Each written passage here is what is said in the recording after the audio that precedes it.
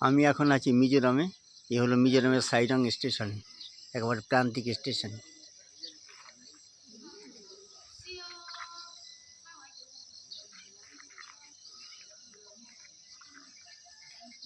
আপনারা দেখতে পাচ্ছেন এটা হচ্ছে সাইডং স্টেশনের সব কমপ্লেক্স। কি সুন্দর প্রাকৃতিক দৃশ্য।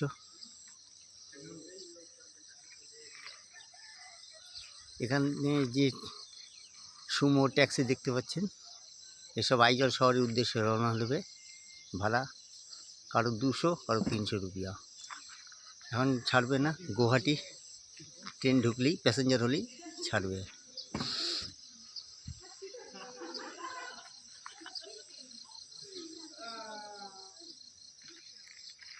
খুব ঠান্ডা জায়গা। আজকের ওয়েদার খুব মেঘলা, একটু বৃষ্টি পড়েছে ভোরবেলায়। শান্ত নির্জন পরিবেশ, আসলে মন ভরে যাবে। সাইডং স্টেশন।